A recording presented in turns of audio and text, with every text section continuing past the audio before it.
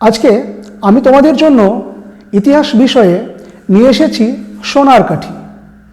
কেন সোনার কাঠি আমি বলছি? কারণ রূপকথার গল্পে হয় না যে সোনার কাঠি মৃত মানুষের জীবন বাঁচায়, তো সেই রূপ আমি কেন এটা কথাটা বললাম, তোমাদের মধ্যে ইতিহাস বিষয়ে এরকম অনেক ছাত্রছাত্রী আছো যারা এখনো পর্যন্ত 4 নাম্বারের কোনো প্রস্তুতি নিতে পারোনি এবং ভাবছো যে 4 নাম্বারের কি আসবে, কি লিখবো, পারবো কি পারবো না। এমনিতে ইতিহাস বিষয়ে তোমাদের একটু ভয়টা আছে। তো সেই জায়গা থেকে দাঁড়িয়ে আজকে আমার যে ভিডিওটি আমি এখানে দিতে চলেছি, সেই ভিডিওতে দেখো যারা একদম ভাবছো যে কিছু পারবো না, মরে গেছো বা পারছি না, হবে না আমার দ্বারা, আজকে ভিডিওটা তাদের জন্যে। এবং তোমরা দেখতে থাকো আমার এটা দেখলেই তোমরা অবশ্যই তোমাদের শরীরে প্রাণ ফিরে পাবে। তো চলো আর কোনো আলোচনা না করে আমরা মূল আলোচনায় চলে যাব।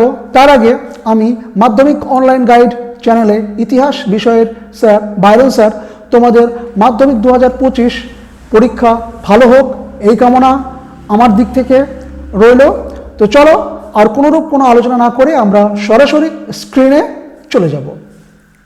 স্ক্রিনে দেখো এখানে যে প্রশ্নটি আছে, 1 নাম্বার, যে 1857 খ্রিস্টাব্দের মহাবিদ্রোহের প্রতি শিক্ষিত বাঙালি সমাজের কিরূপ মনোভাব ছিল। দেখো এখানে স্টার দেওয়া আছে। এ প্রসঙ্গে আরেকটু কথা বলি, তোমাদের 4 নাম্বারের প্রশ্ন আসে 8টা, লিখতে হয় কটা? 6টা। আমি এখানে সেই 8টি গুরুত্বপূর্ণ প্রশ্ন যেগুলো স্টার মার্ক দেওয়া আছে অবশ্যই তোমরা দেখে রাখবে।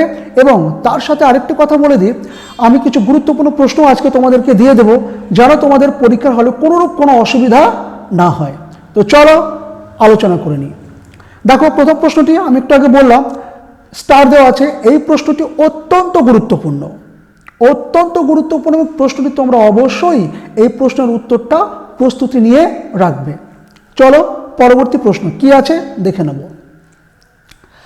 রবীন্দ্রনাথের গোড়া উপন্যাস জাতীয়তাবাদী ভাবধারায় কতটা ভূমিকা রেখেছিল? অর্থাৎ রবীন্দ্রনাথ ঠাকুর যে উপন্যাসটি লিখেছিলেন গোড়া উপন্যাস, সেই গোড়া উপন্যাসে ভারতের জাতীয়তাবাদী ভাবধারায় কতটা সাহায্য করেছিল সেই সম্পর্কে তোমাদের এখানে আলোচনা করতে হবে। পরবর্তী প্রশ্ন, বাংলার ছাপাখানার বিকাশে উপেন্দ্র কিশোর রায়চৌধুরীর ভূমিকা লেখো। দেখো প্রশ্নটি স্টার দেওয়া আছে, অত্যন্ত গুরুত্বপূর্ণ প্রশ্ন এবং তোমরা প্রশ্ন উত্তরটা করে রাখবে। বা প্রশ্নটি ঘুরিয়ে দিতে পারে, ইউ রায় অ্যান্ড সন্স, অর্থাৎ ছাপাখানার বিকাশে ইউ রায় অ্যান্ড সন্স এদের ভূমিকা উল্লেখ করো। এই প্রশ্নটি থাকলেও একই উত্তর হবে। পরবর্তী প্রশ্ন 4 নাম্বার, বাংলায় বিজ্ঞান চর্চার বিকাশে ডক্টর মহেন্দ্রলাল সরকারের ভূমিকা লেখো বা অবদান লেখো। 5 নাম্বার প্রশ্ন, বাংলার ছাপাখানার বিকাশে গঙ্গা কিশোর ভট্টাচার্যের ভূমিকা লেখো। দেখো অত্যন্ত গুরুত্বপূর্ণ একটি প্রশ্নটা আমি অনেক জায়গায় দেখেছি, টেস্ট পেপার, পর্ষদ, এবিটিএ, ডব্লিউবিটিএ, প্রতি জায়গায় প্রশ্নটা আমি দেখেছি, তাই তোমাদেরকে এই প্রশ্নটা আমি 4 মার্কের সাজেশনে দিলাম। অবশ্যই তোমরা প্রশ্নের উত্তরটি করে রাখবে। পরবর্তী প্রশ্ন 6 নাম্বার, দলিত আন্দোলনে গান্ধী ও আম্বেদকরের বিতর্ক আলোচনা করো। এটাও অত্যন্ত গুরুত্বপূর্ণ।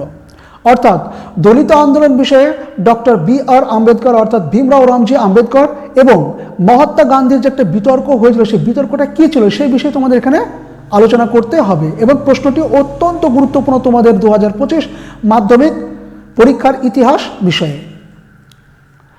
7 নম্বর প্রশ্ন, নীলদর্পণ নাটকের 19 শতকের বাংলার সমাজের কিরূপ চিত্র পাওয়া যায়? অর্থাৎ নীলদর্পণ নাটকে 19 শতকে বাংলার যে সমাজ, সেই সমাজটা কিরূপ পাওয়া যায় সেই সমাজটা সম্পর্কে তোমাদের এখানে আলোচনা করতে হবে। দেখো প্রশ্নটি স্টার দেওয়া আছে, অবশ্যই প্রশ্নটি গুরুত্বপূর্ণ। পরবর্তী প্রশ্ন 8 নম্বর, হুতম প্যাঁচার নকশা গ্রন্থে 19 শতকের বাংলার সমাজের চিত্র আলোচনা করো। হুতম প্যাঁচার নকশা গ্রন্থটি কে লিখেছেন? কালীপ্রসন্ন সিংহ। ওই গ্রন্থটিতে তৎকালীন বাংলার যে সমাজ কিরূপ চিত্র পাওয়া যায় সে সম্পর্কে এখানে তোমাদেরকে আলোচনা করতে হবে। অত্যন্ত গুরুত্বপূর্ণ প্রশ্ন এটি। 9 নম্বর, 19 শতকের বাংলায় পাশ্চাত্য শিক্ষা বিস্তারে রাজা রামমোহন রায়ের ভূমিকার মূল্যায়ন করো। অতি গুরুত্বপূর্ণ। তোমাদের আমি যে স্টার দেওয়া প্রশ্নগুলো বলছি অতি গুরুত্বপূর্ণ, সেই প্রশ্নগুলো অবশ্যই তোমরা প্রস্তুতি নিয়ে রাখবে।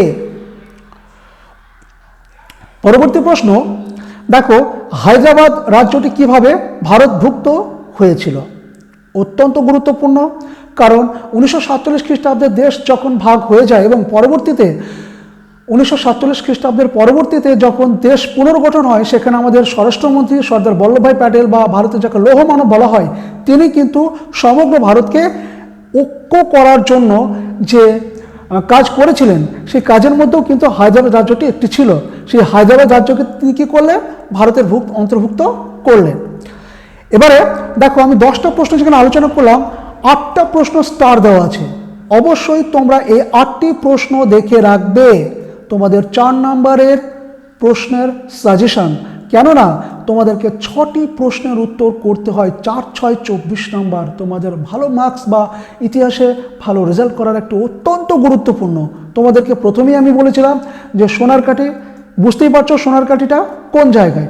এবার একটু দেখে নেব এক্সট্রা কিছু ভালো প্রশ্ন আছে, অতএব সেই প্রশ্নগুলো আমরা দেখে নেব সেই এক্সট্রা প্রশ্নগুলি কেমন আছে। দেখো, এক্সট্রা ইম্পর্টেন্ট কোশ্চেন্স।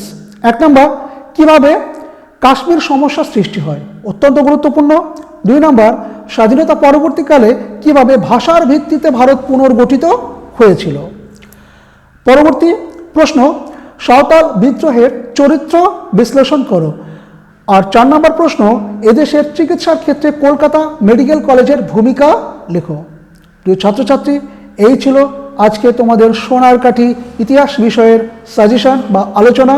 তোমরা দেখতে পেলে কোন কোন প্রশ্নগুলো গুরুত্বপূর্ণ। তোমরা অবশ্যই সেই প্রশ্নগুলোর প্রস্তুতি নিয়ে রাখো। দেখা হচ্ছে পরবর্তী ভিডিওতে। ততক্ষণ তোমরা ভালো থেকো, সুস্থ থেকো। ধন্যবাদ।